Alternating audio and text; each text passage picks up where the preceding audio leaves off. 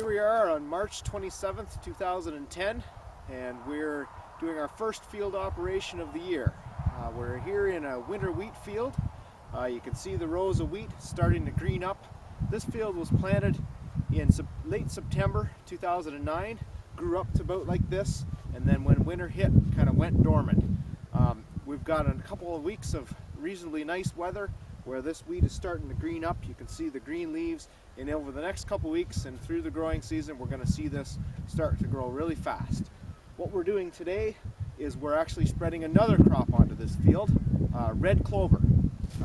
The wheat planted here is intended to be harvested for its grain. We'll do that in late July or early August, but what we're putting on today is red clover seed. And the goal with the red clover is basically to spread that seed out there. It's going to get into the ground and start growing slowly underneath the canopy of wheat. The wheat will grow up, it won't take too long, and it'll be growing up past our knees. But that clover is going to just start growing seedlings this spring, and then once we harvest that wheat, it'll get more sunshine, some moisture, and that clover will start growing up a little bit higher.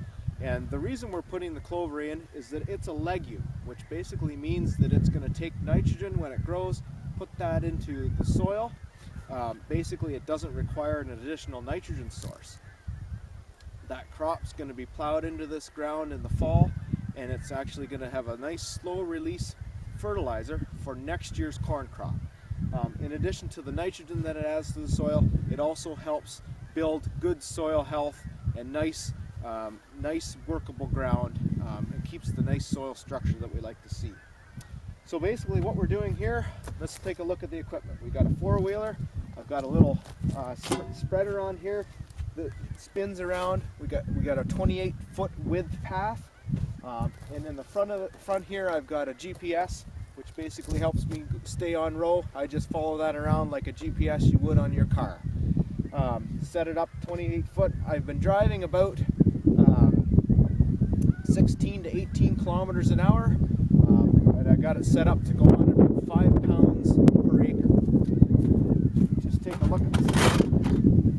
Red clover seed is quite small, thousands of seeds per pound, so you don't need very much to make a nice mat of that clover. We can seed that now, and we don't actually have to work it into the ground. The reason for that is that over the next month or 2 months, we're going to get some freezing weather, we're going to get some nice weather, and that frost action is going to work it into the ground, plus we're going to get some rain, and it'll pound it down into the ground just enough to kind of cover those little tiny seeds and have some nice soil contact, and we're going to have hopefully some good germination. It doesn't work out every year. You can imagine there's all sorts of different weather conditions and things that could impact it, but we're hoping for the best this year. It's always nice to get another